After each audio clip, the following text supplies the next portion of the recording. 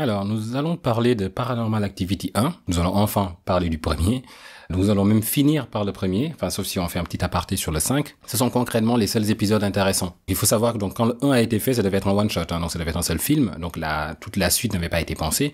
Petit à petit, ils ont commencé à broder, si on veut, toute cette histoire, tout ce lore autour de Toby, en fait, on peut le dire, c'est de Toby et j'allais dire de la famille du coup de Julie, mais en fait non, on va voir qu'il va y avoir dans le 5, on verra qu'il y a d'autres familles de sorcières, tout aussi importantes peut-être. Donc voilà, j'ai toujours pensé peut-être que Louise, donc la grand-mère, qu'on découvre dans le 3, principalement dans le 3 en fait, et qui s'avère être donc qui sacrifie sa fille en fait, complètement, qui sacrifie sa fille pour pouvoir faire en sorte que ses petites filles épouse le diable, en fait. C'est un peu ça l'idée. Épouse Toby. En tout cas, que l'une des petites filles en question, qui était la cible de Toby, épouse Toby dans un sorte de mariage grotesque, dégueulasse, on peut le dire. C'était sa stratégie, c'est ce qu'on découvre dans le 3. Donc moi, j'ai toujours cru que c'était un peu elle, la matriarche, en fait, si on veut, dans cette secte de femmes, dans cette secte de sorcières qu'on appelle les midwives. On découvrira dans le 5 que ce n'était pas que Louise, qu'on a d'autres personnages tout aussi importants. Donc la série est à chaque fois obligée de faire un petit retcon, en fait, de revoir un peu sa continuité, parce que du coup, vu que le 1 n'a pas été pensé pour avoir une suite, le 2 a dû modifier des éléments, le 3 aussi. Alors le 4, le 4, j'en parle même pas, c'est vraiment une horreur. Il y a le 5, The Marked Ones, les marqués, donc les enfants marqués, où on découvre qu'il y a aussi un autre statut. Donc, en fait, quand on verra le 5, si on a le temps d'en parler, on verra même, en fait, que l'histoire va essayer d'aller plus loin, et des fois, on aura l'impression qu'il y a des scénarios qui ont été mis en place avec des histoires qui auraient pu tenir toutes seules en fait, hors Paranormal Activity, hors de la coupole Paranormal Activity, qui auraient pu tenir à elles toutes seules comme histoire et qu'on a essayé de ramener là-dedans. Donc j'ai vraiment l'impression qu'à un moment donné, vu que le nom Paranormal Activity était vendeur, ils ont essayé de recycler comme ça des scénarios qui n'avaient rien à voir avec cette histoire toute simple en fait. Une fille. Le 1, on verra, enfin, c'est ce dont on va parler aujourd'hui, c'est-à-dire l'histoire de départ, c'est quand même une fille qui est hantée depuis sa toute tendre enfance par une présence qui est là, qui la stalk en fait, c'est le stalker. Qui la stalk, sauf que ce stalker-là est toujours au pied du lit. Donc il va la suivre, et là on va voir dans le 1 que ça va dégénérer en fait. Ça va dégénérer concrètement à cause d'un petit con avec qui elle sort, donc du nom de Mika, qui s'est fait détester d'ailleurs par les fans de la série, mais finalement, on verra que dans le 2, on comprendra en tout cas dans le 2 que ce n'était pas la faute de Mika en fait. Parce que le 2 va reprendre cette histoire et dire non, en fait, le diable au départ, enfin le démon, on va l'appeler Toby pour faire simple. Toby au départ ne suivait pas donc Cathy, mais celui qui l'intéressait c'était Christy, c'était la plus jeune des deux. Donc c'était la plus jeune des deux qu'il a toujours suivi, mais sauf que vu que il a réussi à la posséder, on en avait parlé dans le 2, il réussit à la posséder, et ensuite ce qui se passe c'est qu'il se fait bouter hors de Christy par le mari, du coup, aidé par une Mexicaine, là, une Latinos du nom de Martine. Donc il chasse Toby, sauf que Toby, du coup, on ne peut pas le chasser juste comme ça, faut lui offrir autre chose en échange. Donc il lui avait offert donc Cathy, la grande sœur, sympa, la famille. Toby avait quitté donc la jeune sœur pour aller se réfugier auprès de la grande sœur, sauf que la grande sœur disait que du coup que ce démon l'a suivi depuis qu'elle est toute petite, mais du coup ça changeait l'histoire finalement. Enfin bref, ça devenait très compliqué. Et donc finalement, si ce démon s'en est pris dans le 1 à Katie, c'est parce que justement sa sœur et son beau-frère se sont débarrassés du démon et l'ont offert, elle, en sacrifice, si on veut. Donc on le voit d'ailleurs dans le 2, lorsque du coup le beau-frère en question arrive à bouter le Toby hors de Christy, il brûle une photo de Katie enfant. Une façon comme ça de lui offrir Katie en compensation, si on veut. Donc c'est absolument horrible quand on y pense. Mais voilà ce qui se fait. Donc en fait, on voit bien que ça ne colle pas. Donc le 1 ne partait pas du tout sur ce scénario-là. Le 2 essaie de s'accrocher comme il peut pour essayer de trouver donc une liaison avec le 1. Donc voilà, une fois qu'on fait abstraction de tout cela, on peut quand même apprécier les films dans leur succession. Je parle bien du 1, 2, 3 et potentiellement du 5. Dans le 5, on verra aussi que c'est la même chose. Il va y avoir une histoire en fait d'enfants guéris. En fait, c'est peut-être les valets de la secte. En fait, c'est peut-être comme ça que dans la secte, donc il y a les midwives, il y a l'enfant recherché par Toby pour s'incarner et prendre chair, posséder, avoir un corps enfin. Donc pour ça, il y a besoin de l'enfant mâle, le premier enfant mâle de la famille qui a fait appel à ses faveurs. Donc je parle de la famille de Louise, la grand-mère, qui a eu ensuite Katie et Christy, mais qui malheureusement sont des filles, sauf que Toby veut un homme. Ils veulent toujours un homme. D'ailleurs, on fera peut-être une parenthèse un jour là-dessus. En fait, pourquoi les démons, les diables veulent toujours un homme? Je pense qu'il y a beaucoup de choses sociales à dévoiler là-dessus. Donc, ils veulent en tout cas un homme. Donc voilà, c'était Kitty et Christy, ils ne pouvaient pas. Donc en fait, il fallait maintenant que ce soit l'enfant de la plus jeune, donc de Christy, avec qui il s'est vachement rapproché. On le voit dans le 3. Il la suit et il y arrivera à un moment donné. Apparemment, il finit par y arriver. Mais à part donc ce garçon qui l'attend, il y a aussi d'autres éléments. Donc il y a les midwives, donc toutes ces sorcières qui sont là à son service, mais il y a aussi apparemment une armée d'hommes qu'il possède aussi, En fait, on verra dans le 5, c'est presque un virus. En fait, Toby, il finit par posséder pas mal de garçons à partir du moment où ils sont dans le ventre de leur mère et qu'on fait une sorte de cérémonie. Ils finissent par être possédés. Ils finissent par être possédés et à servir le démon. Sauf qu'ils sont adultes. Enfin, ce n'est pas le corps de Toby non plus, mais ils sont possédés. Ils sont devenus quelque chose d'autre. Donc, alors, soit c'est l'armée de Toby ou Toby est un nom générique qui encadre beaucoup de démons. Bon.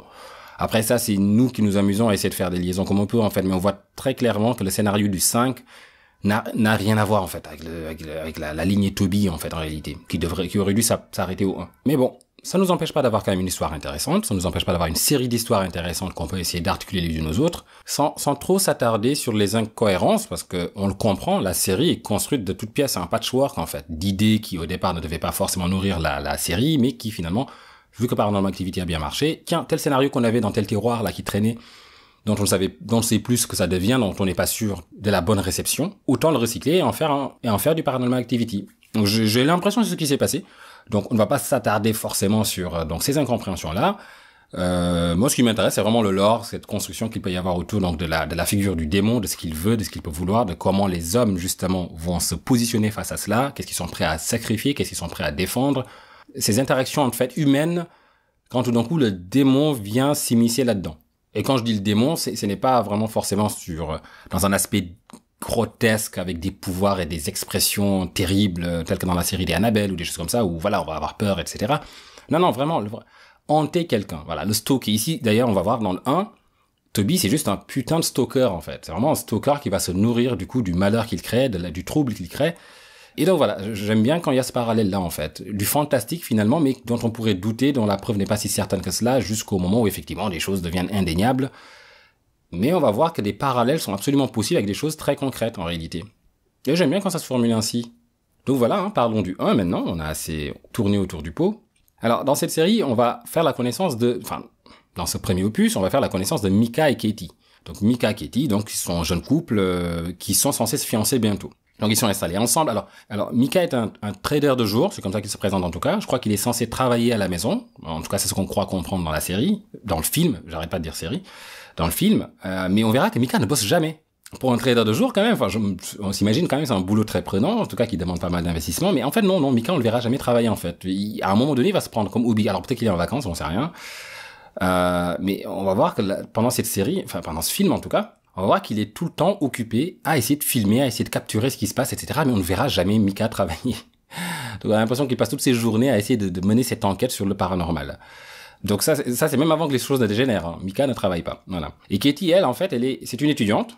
Et voilà, elle va se présenter. Donc c'est la fameuse étudiante qui va avancer, être hantée depuis sa jeunesse, sa toute petite enfance, je ne sais pas, mais sa jeunesse du moins. Elle va en fait, nous on le sait pas. Donc quand le film commence, tout ce qu'on voit, c'est qu'en fait, Micah a acheté une caméra. Micah a acheté une caméra. Pourquoi ? Parce que Micah en fait veut percer un mystère, apparemment que Katie lui a partagé. C'est-à-dire que depuis qu'elle est petite, quelque chose la suit, quelque chose la hante, quelque chose la suivi dans toutes les maisons où elle a déménagé, et elle a l'impression que ce quelque chose est aussi dans cette maison qu'ils viennent d'acheter, là, en Californie, il me semble qu'ils sont en Californie, et donc ce quelque chose est présent. Alors ce quelque chose est présent, elle rentrera plus dans les détails plus tard, mais elle le présente comme ça à Micah, donc il y a des bruits, des choses comme ça, etc., des choses, donc voilà, elle ne comprend pas. Micah, lui, dans un premier temps, croit que ce sont juste, alors soit des voisins, ou des enfants du voisinage, ou autres, en fait, qui leur jouent des tours. Donc pour percer à jour ce mystère, il décide d'acheter une caméra. Ce qu'il veut, c'est capturer cette activité. Pour le moment, lui, il n'y croit pas du tout. Hein. Il n'est pas du tout dans un délire paranormal. Il croit qu'il va choper, piéger, en fait, c'est quelqu'un, ou c'est quelqu'un qui... c'est ces gens qui leur jouent des tours. Auquel cas, il aurait mieux fait d'acheter une caméra toute discrète quand même et la planquer. Mais non, ce qu'il fait, c'est qu'il achète vraiment une caméra. Il achète vraiment la caméra qui va permettre de faire le film. Et dont on va récupérer les rushs plus tard, ce qui en fait donc du found footage. Oui, parce que spoiler, il meurt. Hein. Voilà. On peut le savoir, il meurt. Voilà, donc Micah veut prendre les choses en main, et je pense que je trouve tout de suite que ça rappelle David, dans le 2. Donc David, si on se rappelle, dans le prequel, David, c'est celui aussi qui veut régler ce qui se passe. Donc en fait, les hommes, souvent, dans cette série, ont cette figure-là, un peu des mecs, en fait. Ils veulent régler. Il y a un problème là dans la maison, il y a quelqu'un voilà. D'ailleurs, Micah va le dire à un moment donné, personne ne vient chez moi faire chier ma copine, je m'occupe des choses. Donc voilà, il veut s'occuper des choses, il veut prendre en main les choses. Et David, c'était la même chose. Et c'est un peu aussi leur malédiction en fait. À force de vouloir prendre les choses, c'est souvent là que le destin leur joue des tours. En tout cas que leur caractère, si louable soit-il, ou enfin ça dépend de qui l'interprète bien sûr, mais c'est là que ça va leur jouer des tours. En fait, cet entêtement à vouloir régler les choses par eux-mêmes, donc cette figure un peu de l'alpha mâle si on veut, va leur jouer des tours car ils vont s'enfermer dans une résolution qu'ils ont prise et ne pas accepter l'aide extérieure. L'aide extérieure qui viendra souvent, alors soit de gens qui semblent s'y connaître, parce qu'ils sont latinos et qu'ils sont plus sensibles au paranormal, tel que Martin dans le 2, ou alors juste parce que, on appelle un démonologue, ou en tout cas un médium, et ces médiums donnent des conseils, on ne l'écoute pas, parce qu'on sait mieux que lui, En tout cas, c'est comme ça que dans la série, ça se présente. C'est-à-dire que cette figure entêtée de l'homme qui veut régler les choses, il se fait avoir à la fin. C'est littéralement ça qui lui joue un tour. C'est ce qui se retourne contre lui. Donc je trouvais ça assez sympa comme figure, et on le retrouve dans le 2 aussi. On le retrouve dans le 2 dans la figure de David et Christy. Christy, donc, qui écoute et se tasse un peu, laisse le mari prendre les décisions, n'arrive pas à s'imposer, là, on va avoir la même chose avec Katie. Et donc, dès le départ, on voit une scission dans le couple, sur ce point-là. C'est-à-dire qu'en fait, Katie n'est pas du tout convaincue par cette histoire de caméra. Pour elle, en fait, ce qui se passe, c'est toujours passé, continuera à se passer, et il n'y a rien à voir. Il n'y a rien à voir. Donc, cette caméra, ce qu'elle va capturer, c'est éventuellement, en fait, des traces intangibles, des petits souvenirs, peut-être, témoins de troubles, mais qui ne diront pas plus. Micah est plutôt dans une optique, on va régler le problème. I'll deal with it. Il dit, je vais m'en occuper, je vais régler ceci. Le même mode, donc vraiment, comme je disais tout à l'heure, le modèle du couple où l'homme va vouloir résoudre la chose, tandis que la femme, elle, plus réservée, va préférer l'ignorer. En tout cas, vivre avec. Ne pas en parler ou en entendre parler. Mais peut-être parce que dans le fond, elle connaît la chose plus intimement, en fait. Elle comprend, en fait, de manière, on va dire reptilienne, vraiment à la couche de l'instinct, qu'il ne faut pas jouer avec. Mais Micah n'écoute pas. Micah le prend pour un jeu. Elle veut même déclencher les manifestations. C'est là que ça va plus loin, en fait. C'est-à-dire qu'à un moment donné, quand il n'y a pas de manifestation, Micah veut que ça se déclenche. Donc il lui demande à un moment donné à Katie, mais comment tu fais pour que ça se passe, en fait? Comment ça... Donc voilà comment il le propose. Donc vraiment, on n'est pas du tout sur la même optique, sur la même longueur d'onde. Et c'est le premier moment sérieux d'ailleurs autour de la chose, je trouve. Quand Micah monte la caméra, quand Katie rentre, donc l'ouverture du film c'est ça, hein, Katie arrive, elle est dans sa bagnole, elle voit Micah avec une grosse caméra. Donc Micah lui explique ce qu'il compte faire avec la caméra. Donc là ça rigole, ça déconne, Katie elle est là, mais t'es sérieux. Lui il est là, oui mais t'inquiète, je vais capturer ce qui va se passer. Et quand il lui dit, est-ce que tu peux provoquer ces choses, comment tu fais pour que ça arrive en fait? Cette chose, que les trucs se passent là, les rideaux qui s'ouvrent, les portes qui claquent, l'eau qui coule, comment? Du coup là il croit pas, hein, parce qu'il parlait de jeunes hommes, d'enfants ou de gens du quartier avant, mais là tout d'un coup il commence à mettre le pied un peu dans la sauce. C'est pas une expression, mais bon. Et c'est là que tout d'un coup elle devient sérieuse, Katie, et lui dit, mais en fait je ne veux pas le déclencher. Si on arrive à capturer quelque chose, c'est ok, mais si ça peut prouver quelque chose, si ça peut te prouver peut-être quelque chose, que tu ne prennes pas pour une folle peut-être, mais je ne veux pas le déclencher en fait. Elle le sait, elle sait que cette chose est plus à craindre qu'autre chose. Bon, Micah n'en prend pas note, bien sûr. Donc il va installer les caméras, et dans le lit, en fait, ce qui va se passer, c'est que la nuit, en fait, cette caméra sera placée dans un coin de la chambre, tout au fond, ce qui fait qu'on a, donc dans le plan, on va voir le lit, la porte de la chambre qui est ouverte, et donc le couloir, un peu le couloir. Et d'ailleurs, pendant qu'il est en train d'installer, il y a Katie qui va lui demander, mais pourquoi tu n'installes pas dans le couloir? C'est là qu'on a entendu des bruits de pas. Et donc c'est la première fois qu'ils parlent d'événements, d'un événement quand même extraordinaire en fait. Ils ont entendu des bruits de pas dans le couloir, donc dans le couloir de la chambre qui est au premier étage. Et ils n'ont vu personne. Donc ils le balancent comme ça, je trouve ça assez génial, cette routine de l'horreur. Mais pourquoi tu mets pas la caméra dans le couloir? C'est là qu'on a entendu les pas la dernière fois. Donc on hallucine un peu de la légèreté de la chose en fait. Comment parler naturellement d'un truc creepy en fait, mais comme si c'était leur vie courante, une routine en fait. Donc voilà, première nuit, donc le film va être construit autour de nuit. C'est-à-dire tout simplement en fait qu'on aura chaque fois sur cette caméra donc en fait un prompteur qui nous dira première nuit, troisième nuit, 28e nuit, etc. Et à chaque fois on verra si s'est passé quelque chose ou pas. Et cette première nuit-là, il se passe pas grand-chose, c'est juste en fait une porte qui grince. Donc c'est à 2h, il y a quelques bruits de grincement suivis de bruits de pas, on a l'impression, mais cela passe inaperçu dans le visionnage du lendemain. Parce qu'il y a ça aussi qui se passe dans cette série, dans ce film du moins, c'est-à-dire que Micah va toujours visionner le lendemain les rushs qu'il a filmés la veille, en fait, et voir s'il s'est passé quelque chose. C'est qui est un choix que je trouve beaucoup plus pertinent, on en avait déjà parlé, dans le 2 notamment, les rushs ne sont jamais visionnés, mais ils ne sont visionnés qu'à la fin quand c'est déjà trop tard. Ce qui fait que nous, en tant que spectateurs, nous sommes au courant de certaines choses que les héros là qu'on suit ne sont pas. Ça, c'est un peu dommage. On aime bien avoir vu les choses la veille et voir leur réaction derrière, donc c'est toujours un peu plus sympa, je trouvais. Ça joue vachement en tout cas sur la corde de l'empathie et surtout on a l'impression de vivre la même chose avec eux en même temps et voilà, ça nous implique un peu plus dans l'histoire, je trouve. Donc au lendemain, finalement, il y a pas grand-chose en fait. Il y a juste Katie qui trouve que ses clés sont par terre, en plein milieu du chemin, elle ne comprend pas. Donc ça s'est fait sans bruit apparemment, comme si les clés étaient tombées depuis le haut du de la planche de travail sur le sol sans faire de bruit ni rien, mais voilà, pas grand chose finalement. Peut-être Toby qui essaie juste de se foutre de leur gueule un peu. Et c'est là qu'entre en jeu, donc, le médium, Dr. Friedrich, ou Frédéric. Katie avait envisagé, en fait, cette étape, c'est-à-dire faire appel à un médium pour comprendre ce qui se passe. Malgré l'avis contraire de Mika, qui n'est pas tout à fait partant pour. Et on le verra, il va vraiment se comporter comme un vrai connard auprès du médium, réellement. Il va vraiment le troller. Donc, Frédéric va avoir un peu l'approche des Warren. C'est-à-dire que, des Warren. Donc, des Warren, je parle de la série des Annabelle. Série qu'on pourrait couvrir un jour, hein, c'est assez sympa. Conjuring et Annabelle, donc la série des Warren. Donc les Warren sont donc des médiums investigateurs, enfin surtout la femme Warren, Madame Warren, j'ai oublié leur nom. Et donc au départ, quand ils interviennent quand ils sont sollicités concrètement, la première chose qu'ils font, c'est essayer d'écarter, si on veut, toutes les hypothèses telles que le stress ou l'imagination, ou en fait quel est l'état en fait psychologique des gens qui les ont sollicités. Car finalement, il avance en tout cas dans la série, 98% des interventions, ce sont des phénomènes qui peuvent très facilement s'expliquer. D'accord ? Donc ils ne font pas forcément appel à des fantômes ou à des démons. Donc voilà, donc Friedrich approche de cette manière-là. Et c'est souvent mon moment préféré dans ce type de film, c'est quand soit un démonologue ou un médium sérieux, ou tout pété d'ailleurs, hein, c'est possible, comme dans The Last Exorcism, donc intervient et on va parler ouvertement de la chose. On va en parler là, qu'est-ce qui se passe ? On va en parler. Souvent, dans ces scènes, on a les fondamentaux en présence. Je veux dire qu'il y a la victime qui est prête à se jeter sur n'importe quelle bouée qu'on peut lui tendre, donc il est assez crédule aussi.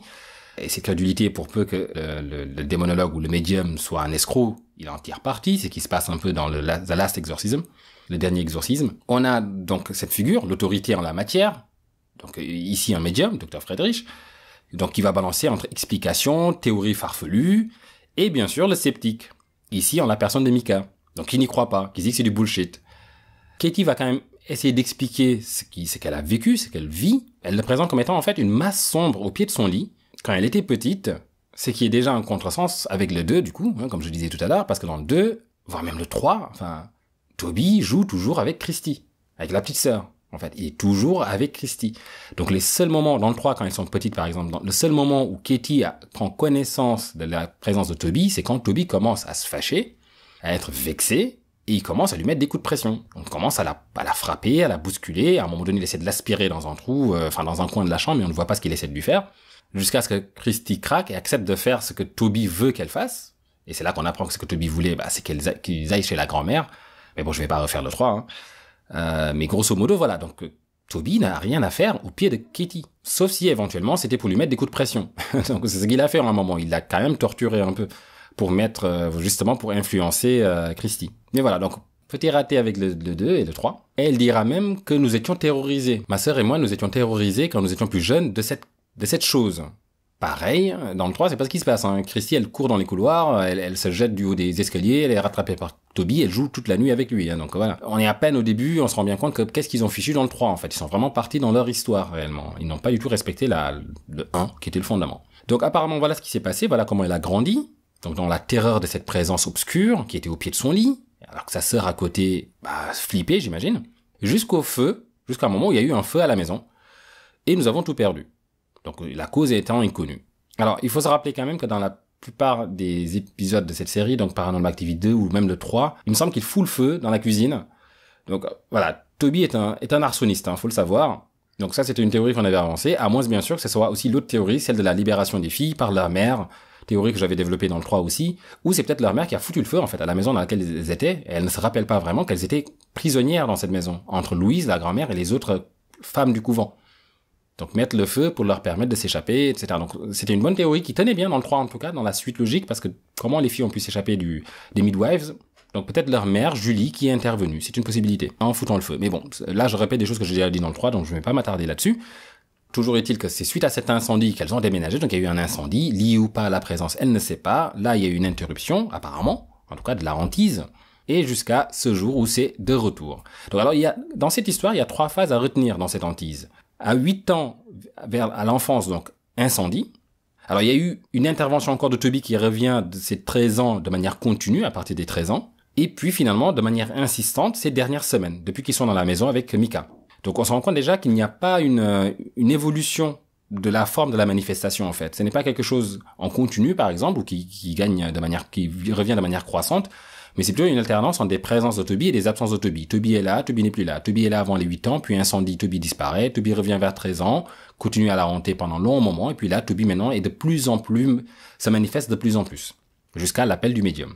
Et donc, en fait, avec ces indices-là, le médium tranche que là, clairement, ces indices concordent vers la personne de Katie. Donc, cette chose veut Katie. Merci, merci. Voilà, c'est pour ça qu'il faut appeler un médium. Hein. C'est des conclusions assez pertinentes quand même, quelque part, on peut le dire. Donc la chose lui veut clairement quelque chose. Ce n'est pas quelque chose qui hantait un lieu, vu qu'ils ont bougé de lieu et que cette chose continue à être là. Donc cette chose qu'elle suit, c'est Katie. Alors si on compare à l'exorciste donc de William Peter Blatty, on peut se rendre compte que les manifestations ici sont insignifiantes.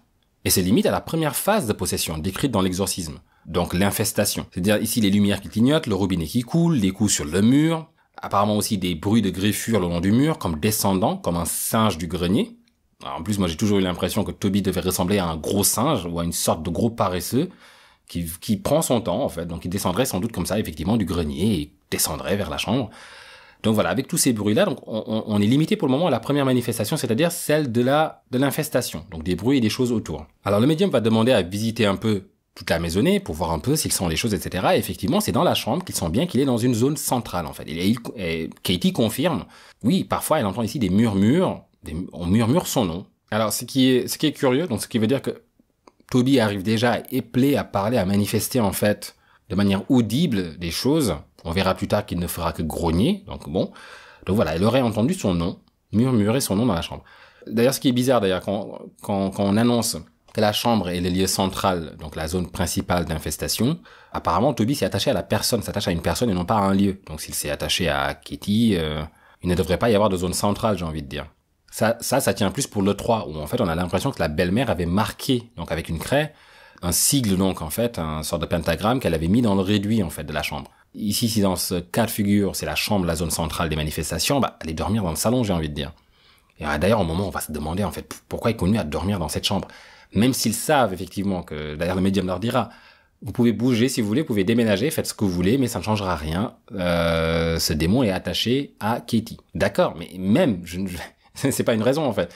Si à chaque fois qu'on dort dans une chambre, ça se finit, on verra les choses qui vont finir par se manifester. Non, à un moment donné, on essaie de dormir ailleurs, même si ça ne sert à rien, mais on essaie au moins. Enfin, on verra, c'est absolument incroyable en fait. Il retourne toujours dans cette fichue chambre, malgré les choses qui s'y passent. Et surtout, il continue à laisser la porte ouverte en fait. Donc effectivement, une porte ne retiendrait pas un démon, mais quand on a peur comme ça de l'intrusion, un des premiers réflexes, enfin d'instinct qu'on a envie de faire, c'est de fermer la porte. Ça nous donne un sentiment, une illusion peut-être de sécurité. Mais là, ça n'arrivera pas. La porte, cette fichue porte restera toujours ouverte. Surtout quand ils verront sur les caméras que donc la porte voilà bascule par moments, se ferme toute seule. Mais fermez cette porte à clé, j'ai envie de dire. Mais bon, bref. Micah va quand même intervenir dans tous ces échanges. D'ailleurs, quand Katie dit j'ai cru l'entendre murmurer mon nom à mon oreille, Micah lui dira mais tu sais c'est peut-être moi en fait je dormais à côté parce que Micah joue le sceptique encore une fois, faut le savoir. Enfin il le joue pas, il est le sceptique. Il dit c'est peut-être moi en fait, j'ai peut-être murmuré dans mon sommeil. Et Katie lui dit écoute attends ça venait de mon oreille à droite, t'es à gauche, attends je sais ce que je dis quand même. J'ai envie de dire change de place meuf. Mais bon, Micah va également clairement faire comprendre au médium qu'il veut tenter de communiquer avec l'entité. C'est que justement le médium va fortement lui déconseiller en lui expliquant que là on parle vraiment d'une énergie négative. Il sent une énergie très négative, mais il ne répond pas à la question non plus parce que ce que Micah veut savoir c'est comment déclencher les manifestations. Il n'y répond pas. Et on sent ici dans ces échanges que le médium sent une tension dans le couple concernant la posture ou la solution à trouver face à ce problème. Et en sentant cela et en sachant effectivement qu'en parlant d'énergie négative, en tout cas, tel qu'il va le présenter, c'est que cette énergie négative se nourrit d'énergie négative, il s'est dit autant éviter de mettre de l'huile sur le feu. Il va quand même leur faire un diagnostic qui se veut honnête et leur avancer, donc il évalue, d'après son expertise, là il s'agit quand même d'un démon qui se nourrit justement de cette énergie négative qui se dégage. Et qui est lui aussi une énergie négative en fait au sein du couple finalement. Et donc ce démon, cette chose, a l'intention de hanter Katie. Sauf que lui, en tant que médium, s'occupe avant tout de fantômes, l'esprit d'humain mort. Alors que le démon, c'est autre chose. Donc sur ce point-là, peu d'éléments sont à avancer en fait, en termes d'explication. Un démon qui poursuit, qui accable une personne, ces phénomènes-là peuvent rester éteints, en sourdine pendant des années, tout d'un coup, ça réapparaît en fait, de manière assez violente d'ailleurs, c'est tout à fait possible. Mais on n'en sait pas plus. C'est une sorte de maladie orpheline si on veut. Et là, Micah va proposer, justement comme solution alors au médium, et si on entrait en contact avec cette chose, si on essaie de communiquer avec elle, vu que lui justement communique avec des fantômes, et qu'on lui donne ce qu'elle veut, pour qu'elle nous foute la paix. Et là, le médium lui répond tout simplement, mais sauf que ce qu'elle veut, cette chose, c'est Katie. Et là, il y a un moment de battle du regard entre Micah et le médium, justement, Parce que le médium lui sort, j'espère que vous ne ferez pas une connerie pareille. Est-ce qu'on est bien clair? Et là, Mika, ouais. Bon. Il se veut quand même rassurant vis-à-vis de Katie en disant, mais écoutez, tout ira bien, ne vous inquiétez pas, là, je vais vous donner le contact d'un démonologue, Johan Avartis, il me semble, un démonologue, donc il faut à tout prix contacter. On ne le verra jamais, malheureusement, ce démonologue. Il pourrait avoir un spin-off génial, justement, dans la série, mais on l'a jamais vu, on ne le verra pas. Donc, quand il partira enfin avec les remerciements de Katie va vouloir appeler ce démonologue, mais pour Mika, c'est déjà trop, là. Il a accepté le médium, il n'ira pas plus loin. Donc on ne va pas appeler un démonologue en plus chez nous. T'inquiète pas, je m'en occupe, je gère. Voilà. Donc c'est la réponse de Mika. Et ce qui fait qu'on n'ira pas plus loin. Donc pour le moment, en fait, ce démonologue qui aurait pu être une solution ou pas, on ne sait pas de toute façon. On ne le saura pas. Mika va refuser et cela va créer en fait des tensions. Cela va créer une rupture finalement avec une potentielle figure d'autorité. Comme on a souvent dans ces films en fait. L'équivalent de Van Helsing par exemple, dans Dracula par exemple. Voilà, le vieux sage ou en tout cas le vieux rodé qui s'y connaît un peu et qui peut aider. Ou Caras, Damiens, donc dans L'Exorciste par exemple, et le père Mérine. Voilà, en fait là, avec l'entêtement de Mika, cela coupe court malheureusement à cette solution-là. Donc en fait, Mika veut prendre les choses en main, donc il a déjà accepté ça, donc il n'ira pas plus loin. Il a accepté le médium, il n'ira pas plus loin. Le couple va donc devoir se démener tout seul. Donc déjà là, ça souligne une dynamique particulière de la hantise et un nouveau développement. La première question qu'on peut se poser, c'est qu'est-ce qui a déclenché le démon? Qu'est-ce qui le pousse à se manifester ainsi après un si long moment? Qu'est-ce qui déclenche en fait les apparitions et les manifestations du démon? Katie, elle, l'a toujours ignoré, elle ne sait pas. Elle ne sait pas, tout ce qu'elle comprend, elle le comprend d'instinct, c'est qu'il peut faire peur, mais il ne peut pas concrètement l'atteindre autrement. Elle a compris ça. La méthode marche, vu qu'elle a atteint ses 30 ans et mène une vie plutôt correcte en réalité. Il hantait ses nuits, surtout, et le matin, elle faisait sa vie comme après une nuit de cauchemar. Donc Toby était relégué dans l'espace du cauchemar de la nuit. Arrive donc dans la vie de Katie, arrive Mika et sa caméra, et le démon comprend que c'est celui-là, c'est cet homme qui va le let me in si on veut. Comme la figure du vampire qui ne peut entrer que si quelqu'un l'y autorise dans la maisonnée justement. Donc ici c'est Mika qui va permettre de porte d'entrée à Toby. Car dans son ego, Mika déjà intervient pour interdire d'appeler Johan Avris, donc le démonologue. Et malgré les conseils du médium, chaque nuit, Mika va laisser la caméra en fait. Donc la caméra donc sur le trépied dans la chambre, enregistrer tout ce qui va se passer, tout ce qui peut se passer. Et concrètement, il est en train, sans le savoir, en train de déclencher ces choses-là. Et d'ailleurs, ça ne loupe pas. Cette nuit-là, donc la nuit qui suit, on a des grognements. Comme si le démon avait été excité par le passage du médium, peut-être. Donc quelque chose s'est passé là en plus. Le médium est arrivé, il y a eu des histoires, ils se sont pas mis d'accord sur comment intervenir. Katie est un peu frustrée, un peu mal à l'aise par rapport à la situation, mais elle ne dit pas plus, elle n'en dit pas plus. Mika s'entête. Et là, en fait, on a une manifestation plus prononcée de Toby comme une réponse à cela. Donc la porte qui était ouverte, donc la porte de la chambre va se refermer un peu et on a surtout une compression sonore qui annonce son passage en fait. Et habituellement quand Toby intervient, donc dans ce film du moins, quand la caméra est allumée qu'elle capture et qu'on a le son, il y a quelque chose qui se passe dans l'espace, on sent comme une torsion, comme si en fait Toby pressait sur l'espace, sur la paroi de l'espace-plan dans lequel lui évolue pour essayer de pénétrer le nôtre, ou celui du film. Et donc en fait ça c'est toujours accompagné par un bruit comme ça, par un son comme ça de compression, vraiment, de compression de l'espace, on a l'impression, de quelque chose d'une pression qui est appliquée. Et je trouve que ça traduit bien la présence, en fait, du démon, qui est là, en fait, qui pousse, qui veut passer, qui veut rentrer. Donc, le fameux let me in. Malheureusement, ces événements ne vont pas alerter le couple. Et Mika est déjà trop loin dans sa tête. On va avoir quelques petits moments de légèreté, pour quand même désamorcer tout cela, mais on va surtout se rendre compte pourquoi Mika est vraiment bien parti. On va avoir, par exemple, l'événement de l'araignée, c'est-à-dire que tout d'un coup, en pleine journée, Katie va paniquer, va se mettre à hurler dans un coin de la maison. Mika va se dépêcher pour venir à son secours, mais tout d'un coup, il va s'arrêter, revenir en arrière, récupérer la caméra et repartir. Il court après la caméra en premier. Katie lui dit « Ah, mais qu'est-ce que tu fais avec ta caméra ?» Il lui répondra « Mais j'ai cru que c'était le fantôme. » Donc, en entendant sa copine hurler, son premier réflexe, ce n'est pas de lui venir en aide, mais c'est d'aller prendre sa caméra pour filmer ce qui est peut-être en train de se passer, parce que lui, il veut... Voilà, Mika, c'est un youtubeur. Il veut la meilleure image possible. Il veut montrer ces choses-là, il veut le petit succès qui va avec. En tout cas, voilà, il veut son public. Et donc on comprend que Mika est bel et bien le point d'entrée du démon dans le couple. Toby l'a accroché avec le YouTube Money. Ou le YouTube Fame, je sais pas. Et d'ailleurs, on va voir qu'à un moment, par manque d'événements, Mika, qui s'ennuie, va essayer de provoquer la chose.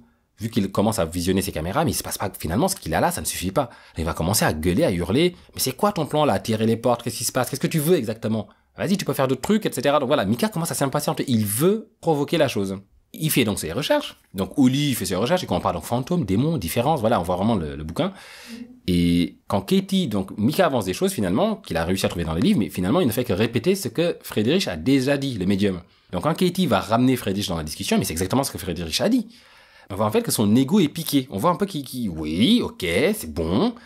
On voit en fait que voilà, mais sauf que effectivement, le médium a déjà dit tout ça. Et donc tu ne rajoutes rien là dans l'équation. Mais ça le fait chier en fait. Mika veut trouver les choses par lui-même, veut faire son bonhomme de chemin. Ok, super. Donc sans l'aide des autres, il est hors de question d'infantiliser Mika, voilà l'idée. Sauf que finalement, il apparaît comme un sale gosse en fait, à force. c'est ça le pire. Et Katie lui confirme, effectivement, elle sent bien que cette chose est un monstre, pas un humain. Elle le sent. Et la seule conclusion de Mika là-dedans, c'est que les démons, ça craint en fait, car ça veut juste causer la peine pour leur propre amusement, avec des plans ingénieux qui peuvent effectivement s'étaler sur des années pour arriver à leur but. Alors, Toby, apparemment, on comprendra que non, ce n'était pas juste pour son amusement. Toby espérait un enfant. On lui doit un enfant, on lui a pas donné. Donc, il continue, il harcèle, il hante finalement la fille qui est censée lui donner cet enfant, ce garçon. Mais indépendamment de cela, quelle que soit son intention finale dans tous les cas, ce qui l'intéresse, c'est Katie. Et on voit bien que Mika, d'un côté, est excitée de la voir en film, d'arriver à filmer sa manifestation, et Katie est craintive. Donc ils vont encore avoir une discussion là-dessus.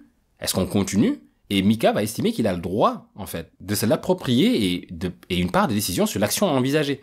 Sachant effectivement qu'elle lui a caché cet amant possessif, si on veut. Katie ne lui en a jamais parlé. Elle lui en a parlé que là, récemment, maintenant qu'ils sont installés. Et elle s'est justifiée en disant, mais comment aurais-je pu te dire, effectivement, écoute, j'ai un démon qui me suit depuis que je suis gamine, quoi. Enfin, j'aurais jamais pu faire ma vie, en fait. Et Mika lui dit, oui, mais d'accord, peut-être pas au début, mais là, depuis le moment qu'on se connaît, tu aurais pu m'en parler avant qu'on s'installe. Donc moi, quelque part, j'ai l'impression de m'être fait piéger.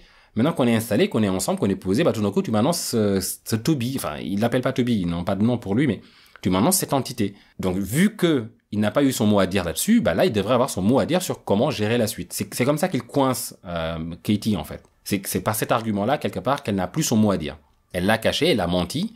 Donc, la moindre des choses, c'est de lui laisser, lui, décider de comment, lui, il veut gérer cette chose-là, en fait. Quand on y réfléchit 2 minutes, l'argument est absolument foireux, en fait. Parce que si on imagine 2 minutes que si cette entité était finalement un ex jaloux, par exemple, et dangereux, qu'elle lui aurait caché, qui continue à la stocker, à la poursuivre, etc., à la rechercher, ce n'est pas pour autant une raison pour faire le fou, le provoquer, en sachant que les premières retombées de ses actions sont pour elle, finalement. Mika ne se fera pas taper, frapper, terroriser. C'est abject comme argumentaire, du coup. Vu que tu m'as caché, c'est quelque chose qui te tourmente, j'ai le droit de stimuler la chose pour te tourmenter encore plus et faire une vidéo. Voilà un peu son raisonnement. J'ai ce droit-là. C'est foireux, comme raisonnement. C'est d'autant plus foireux qu'il n'arrive pas à mesurer la dimension de ce qui se passe. Le soir, Mika dit tout simplement, j'ai activé l'alarme, l'alarme est ok. Enfin, et Katie a beau lui dire, mais ça n'a aucun intérêt ton alarme, en fait, ces choses, ce qui arrive est déjà dans la maison. Ça ne part pas le jour pour revenir le soir en passant par la fenêtre, sombre abrutive. Mais bon, Mika a gagné. Il aura le droit de poursuivre sa capture, et surtout ce qui nous fait notre film, donc on ne va pas se plaindre. Donc on aboutit donc là, je pense qu'on arrive à la 5e nuit, et c'est la nuit où j'ai l'impression que Katie fait une sorte d'apnée du sommeil. C'est-à-dire que dans son sommeil, c'est comme si elle arrêtait de respirer. Et tout d'un coup, elle reprend son souffle en panique. Et se lève, en fait, vraiment en panique. Et nous, on a entendu ce son de distorsion qui s'est présenté dans la pièce. Elle le relègue pour un cauchemar, voilà. Et il ne se passe rien. Donc c'est pour ça souvent qu'on dira, mais il se passe rien dans Paranormal Activity. Finalement, on observe des choses qui ne se passent pas. Mais si on prend en compte le son, il se passe des choses quand même. Le son est prémonitoire. La présence de Toby est annoncée comme ça par cette torsion dans l'espace. Donc là, c'est comme si quelque chose venait de presser sur la poitrine, en fait, de Katie, qui reprend son souffle, en fait, de manière très violente, sous cette pression. Et c'est là que, en croyant que le pire est passé, c'était juste un cauchemar, tout va bien, qu'on a un gros coup, mais un son assez violent, un gros bam, un son de corps qui tombe, quelque chose de très lourd qui tombe. Et c'est la première action concrète du démon. Enfin, il y en a eu d'autres, les portes qui s'ouvrent, etc. Mais là, ça ne peut pas être un courant d'air, là, ça ne peut pas être un son bien distinct. Quelque chose vient de frapper dans l'autre pièce de la maison. Et finalement, on verra que cette première action est à la fois, donc une première action, mais elle est à la fois prémisse de la hantise maintenant qui va s'accélérer, mais également une annonce d'un futur à venir. Ce son, on l'entendra à nouveau. C'est le son qu'on aura quand le corps de Mika, parce que Mika va mourir comme une merde, quand le corps de Mika sera projeté dans la chambre à la toute fin. Ce son, on l'entend là. Il me semble en tout cas c'est vraiment le même son. Donc j'ai l'impression, d'autant plus qu'une histoire comme ça de porte temporelle vont se proposer dans la série, ceci a permis de tisser à ce pouvoir chez les femmes, donc les midwives ainsi que chez Toby, donc de portes démoniaques comme ça qui permettent de passer d'un espace temporel à un autre. Le son qu'on entend quand tout d'un coup ce gros corps vient frapper le sol dans cette scène, ce son est identique au son qu'on entendra à la fin quand enfin Mika viendra à trépasser. Fidèle à lui-même, Mika va foncer, sûr de lui et de ses capacités à résoudre ce qui se passe.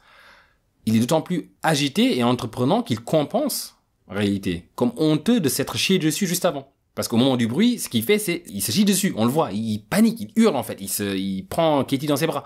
Et là, maintenant, il veut compenser, il est presque honteux finalement, donc en fait, maintenant, il faut qu'il montre que bah non, il n'a pas peur en fait. Donc il descend en gueulant, c'est tout ce que t'as, où est-ce que tu es, etc. Donc voilà. Mika, du typique Mika. Donc le lendemain, ils vont faire un débrief. Et pendant que Katie essaie de se détacher avec sa pote, donc elle essaie de s'occuper à faire, je sais pas, il y a une pote qui passe à voir, elle essaie de, je crois qu'elles font des perles, des bagues, peu importe. Mika, l'obsessionnel, ramène le diable à table encore une fois, avec l'enregistrement de paroles prononcées juste avant le réveil de Katie. Apparemment, si on pousse ce son, on entend des choses. Est-ce que ces paroles ont provoqué le cauchemar? Est-ce que c'est une sorte de sort qui est jeté par le démon à ce moment-là? Mika, en tout cas, a l'impression d'y voir une tentative de communication et veut proposer un Ouija. Donc un Ouija board, toujours l'idée du siècle. Et Katie et son ami sont absolument contre, car le dialogue veut tout simplement dire commencer à échanger et inviter la chose à entrer. Donc encore une fois, ça rappelle Renfield, Let Me In, avec Dracula, donc Dracula qui dans l'asile ne peut entrer que à partir du moment où il se fait inviter par quelqu'un dans l'asile. Donc là, je trouve que vraiment c'est symbolique, c'est Mika qui sera la porte d'entrée du démon. Donc si on fait le point rapidement, on se rend compte que ces démons aiment les femmes. Les démons dans cette série vont aimer les femmes et vont suivre les femmes, et sont servis par des femmes. Alors, quand ils n'arrivent pas à atteindre une proie, comme ici Katie, quand elle est résolue, elle ne laisse au démon aucun moyen de tourment, c'est finalement une joie pour ce démon quand cette femme s'amourache d'un homme, pour peu qu'il soit débile et dépourvu de bon sens. Ici, c'est ce Mika et la fierté de Mika, l'ego de Mika. Ce que le démon va faire, c'est qu'il pourra remonter cet homme assez, il pourra le monter un peu en bourrique, pour que cet homme, dans sa fierté et dans son besoin d'affirmer son territoire, soit, et sans le savoir, un autre démon à tourmenter la cible. C'est ce qui se passe dans un premier temps. La victime, réellement, ici, Katie, est prise en sandwich et se coltine, en réalité, deux démons. Celui qui l'a le stalker de son enfance, Toby, mais aussi Mika. Mika devient horrible, il devient infect à force. Il veut obtenir ce qu'il veut, il sait ce qu'il veut en tout cas, et peu importe les protestations de Katie. L'ambiance du couple va partir en cacahuète concrètement. Et Mika, toujours aussi entêtée, Katie, toujours autant désespérée, elle finira énervée, apeurée, fâchée en fait. Tout le prisme des émotions d'embrouille de couple vont être déployés. Et c'est ce qui offre la nourriture émotionnelle nécessaire au démon pour se renforcer. C'est ce qui est en train de se passer. Par instinct de survie, Katie aurait dû péter un câble. Elle aurait pu dire à Mika, écoute, je connais ce truc depuis 30 ans, je sais comment vivre avec, tu ne veux écouter personne et tu es persuadé que tu sais mieux que tout le monde. Ces démons se jouent de ta fierté aveugle, en voulant le défier, c'est moi que tu écrases, en lui hurlant dessus, parce qu'il le fait à un moment, et en allant le chercher plutôt que de l'ignorer, te recoucher et me réconforter, tu n'as fait que prolonger l'effet des peurs qu'il cause. Donc tu es sa chose. Il s'est joué de toi et tu as marché comme un bleu. C'est littéralement ce qui est en train de se passer. L'action du démon passe par Mika désormais. Il a réussi à l'hameçonner par rapport à cet intérêt qu'il a et cette fierté et cet ego qu'il a. Il ne se rend pas compte en fait que Katie est en train de changer. Petit à petit, on n'a plus la Katie du début, riante, souriante, rigolote, etc. On a une Katie, vraiment on a une fille malheureuse en fait. Une fille malheureuse comme on pourrait l'être dans un couple en fait où on n'est pas bien, concrètement. On n'a même pas besoin de Toby pour cela. Ici, on peut retirer Toby de l'histoire.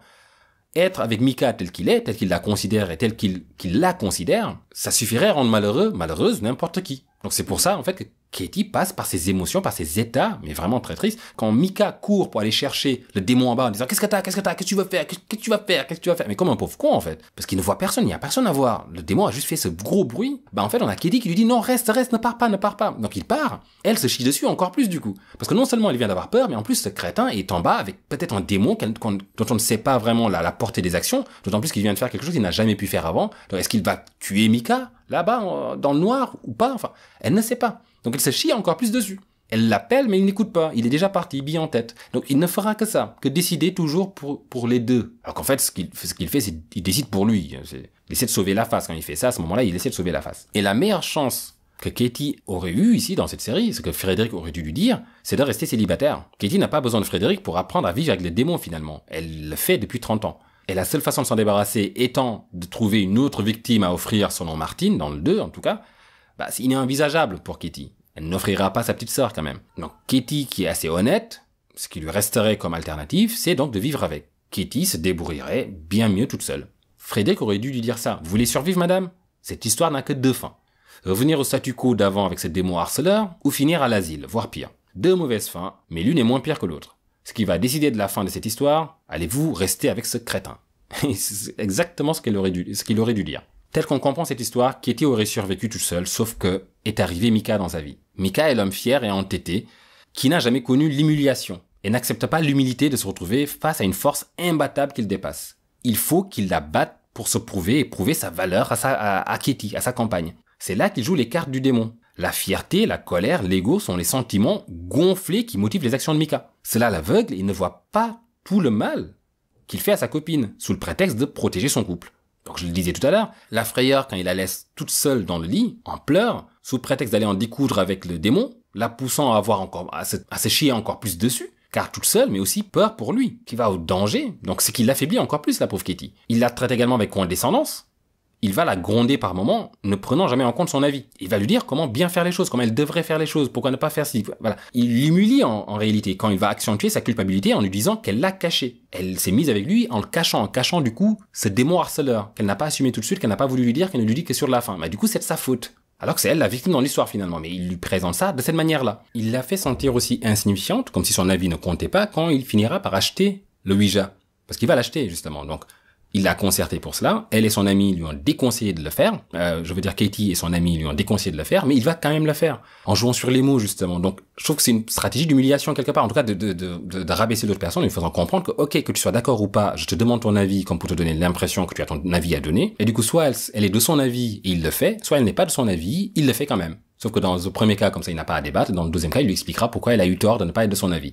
Katie n'a aucun pouvoir de décision, ni sur les actions du démon, ni sur ceux de Micah. Le démon a donc trouvé son meilleur vassal, en la personne de Micah. Et la stratégie de Toby, finalement, est toute simple. Énerver Micah, l'hameçonner d'une manière ou d'une autre, en lui faisant peur, en le faisant réagir, en le faisant tourner en bourrique réellement. Au point de lui faire faire ce sale boulot. Il va l'utiliser comme tire-bouchon. Micah est le tire-bouchon de Toby, qui va l'aider à extraire ces fameuses émotions que Katie ne délivre pas assez au goût du démon. Micah est donc le catalyseur de la possession. Et c'est à partir du moment où ces émotions vont commencer à dégorger de cette pauvre Katie, que Toby va trouver la force de faire les actions qui vont suivre, en fait, d'avoir des actions de plus en plus concrètes et de plus en plus terribles dans la vie du couple. Et en fait, vu qu'ils le gèrent déjà très mal dès le départ, ils ont déjà très mal géré les petites manifestations du début, ça ne va aller qu'en s'empirant. Le couple n'a déjà pas les armes de gérer convenablement les premiers coups du démon qui pourraient être des événements de la vie finalement, en fait. Donc c'est à ça que le couple est testé. Un couple est souvent testé par rapport à des épreuves de la vie, et donc des petites épreuves au départ, puis des grosses épreuves par moment, etc. Donc voilà, il y a de tout en fait. Donc s'ils ne sont déjà pas armés pour gérer à deux ensemble de manière assez cohérente les premières petites épreuves, et du coup de cet échec de gestion de ces premières épreuves découlent ces émotions négatives qui ont donné encore plus de force au démon pour qu'il y ait encore plus d'événements encore plus désastreux, ça ne va pas aller en s'arrangeant. Donc on s'en doute. Donc voilà pourquoi on voit déjà venir la fin de ces éléments. Dans le 2, finalement, David avait fait un peu le même choix, sauf que lui avait fait le choix du fermer vos gueules. Donc il avait mis une sacrée pression à un moment donné sur Christy et son autre... et sa fille, la petite fille aussi qu'il avait, je crois qu'elle s'appelait Ali, en disant on arrête d'en parler là, on arrête d'en parler, je ne veux plus entendre parler de ça, quand je rentre du boulot je suis fatigué, j'ai pas envie qu'on me parle de possession et d'autres. Donc c'est le choix qu'il avait fait, donc il avait aussi eu le dernier mot, et on se rappelle que Christy s'était un peu rangé de son avis, pareil, de manière très timide, très très réservée, parce qu'Ali, à un moment donné, la prend en partie en disant mais il est fou papa là, mais t'as vu, il se passe des choses là quand même, il se passe des choses, et elle était là non mais écoute, ton père a raison, il faut pas il faudrait éviter, voilà. Donc ça s'est passé dans le 2, donc c'est un peu la même chose qui s'est reproduit finalement. Alors, est-ce que dans le 2, David, c'était un mauvais choix de sa part? Finalement, je pense qu'il est moins à blâmer que Micah, qui concrètement fait que de la merde.